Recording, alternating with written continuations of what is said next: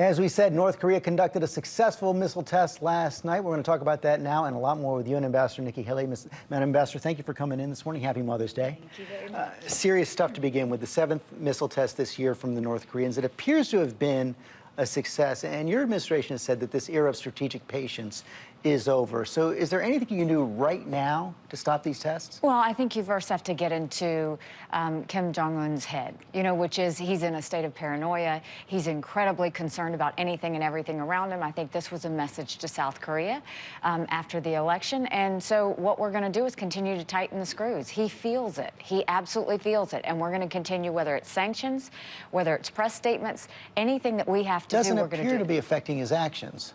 Well, I can tell you we're working better with China than we ever have. We are determined to take care of South Korea, which is why we have our mission there, working on that as well. And then we're going to continue to take care of Japan. What we do know is the international community is concerned. It's not just us against them anymore. Now you're going to see the entire international community isolate North Korea and let them know this is not acceptable. Just before the missile test, a senior official in the North Korean Foreign Ministry said that they're prepared for direct talks with the Trump administration if the conditions are right. And President Trump has said he'd be honored to meet Kim Jong-un under the right circumstances. What are those circumstances? It's not this. Having a missile test is not the way to sit down with the president, because he's absolutely not going to do it. And I can tell you, he can sit there and say all the conditions he wants. Until he meets our conditions, we're not sitting down with him. White House statement also said the president can't imagine that Russia is pleased with this test. Any indication yet from your Russian counterparts that they're prepared to take tougher action now? They're concerned. I mean, this is getting kind of close to home for them, and so they're concerned. And I think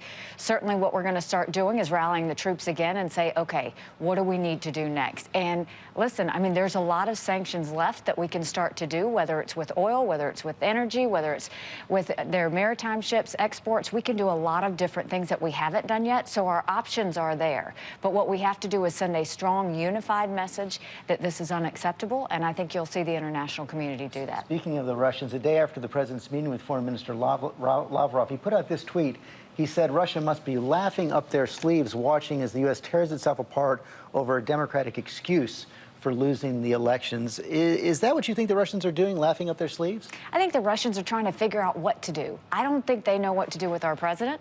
I don't think they know what to do with the situation. They've been isolated when it comes to Syria, and they're trying to figure out what their place in the world is going to be, and we've shaken that. But I think that now we have to move forward and figure out what can we work with them on, and what are we absolutely not going to work with them on. You've said in the past, you actually said it to Martha Raddatz on this program, the president hasn't told you to stop beating up on Russia. It doesn't appear that that's what the president was doing in his meeting with the foreign minister. Look, his job is to sit there and try and find common ground. That's what his job is. And I can tell you there's no one better to sit down with a foreign leader than the president, because whenever he gets in front of them, things change, things move. It's very positive, and he makes a difference in it. And I think what we're seeing is that they're testing each other. Russia's testing us, we're testing them.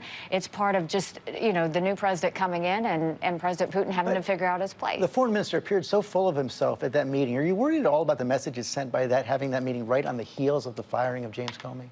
No, I mean, I think that, Russia is full of themselves. They've always been full of themselves, but it's more of a facade that they try and show as opposed to anything else. What we are is serious, and you see us in actions. It's not in personas. It's in actions, and it's what we do, and that's why Russia was left on an island when it came to Syria. Everyone else isolated them with their connection with Assad and Iran, and I think you'll continue to see us do that in other directions. However, it's very important we work with Russia on our fight against ISIS. Many foreign policy experts have expressed concern, including the former CIA director, Michael Hayden. Here's what he said this week.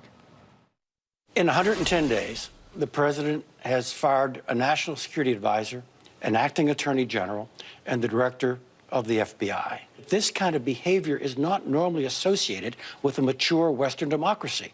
It's associated with autocratic populist states.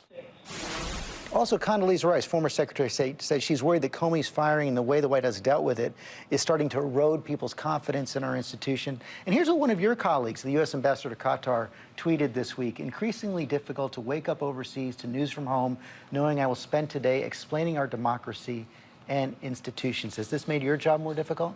Actually, no one has talked to me about this. No one? And I love the fact that I'm in New York because I'm away from all of that. It's very unusual for any of my counterparts here in New York to talk about domestic issues. What I can tell you, and I enjoy not having to be close to those things in D.C., but what I can tell you is the president is the CEO of the country. He can hire and fire whoever he wants. That's his right. Whether you agree with it or not, it's the truth. And what he's trying to do is find his own team, figure out how he's going to do it. Were there better ways he could have done that? That's for everybody else to decide. But we have to remember, he can hire and fire anybody else that he wants to. That is indisputably true, but I guess the question is the timing, the reasons the president gave, and also the whole question of credibility, whether you can take the president at his word. Well, I think what you can see is this a president of action. I mean, he is not one that's going to sit there and talk for too long. If he thinks something's wrong, he's going to deal with it. And I think that, you know, the reason people are uncomfortable is because he acts. He doesn't talk with a bunch of people about it before. He just acts. And so, you know, there's never a good time to fire someone. That's not something that anybody that's never going to play out well. But at the end of the day, the president has to surround himself with a team that he can trust. He's got to surround himself with a team that he thinks is going to represent and secure the United States properly. I think that's what he's trying to do. But are the Russians succeeding at their goal, the one expressed by our intelligence community, their goal to disrupt our democracy, raise doubts about our democracy? I think that's what they're doing around the world. I think they're trying to do that. I think they're trying to cause everything to be in question. We see them playing in a lot of different elections and trying to do that because that's all they've got. At the end of the day, that's a temporary fix for a bigger problem. And so what they'll find out is, yeah, they can cause some disruptions here or there, but at the end of the day, it's not going to have any sort of permanent lasting. There are all these questions about the White House taping system and this question of whether or not the president asked James Comey to pledge loyalty. Did he ask you to pledge loyalty to him personally? No, but I think when you take the job, you automatically assume that you work for the president and you are part of the team. And loyalty is a big thing. It's you know, as a former governor, I can tell you loyalty and trust is everything when you're a CEO. And so I can totally understand why he's looking for loyalty and trust, because but loyalty to the Constitution first, correct? Of course. I mean, loyalty, you know, look, first we serve the people. I've always looked at that. You serve the people first.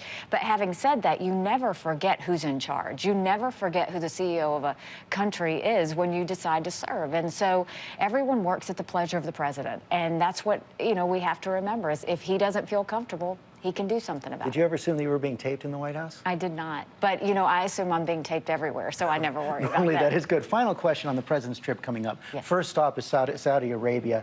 And the president says he wants to go there first for a reason. He wants to help the fight against ISIS and other extremists. And during the campaign, President Trump said that he might halt purchasing oil from Saudi Arabia unless they commit ground troops or money to the fight against ISIS. Is that idea still on the table? I think what you are seeing is he is making an amazing first trip. He's going to Saudi Arabia, he's going to Israel, and he's going to Rome.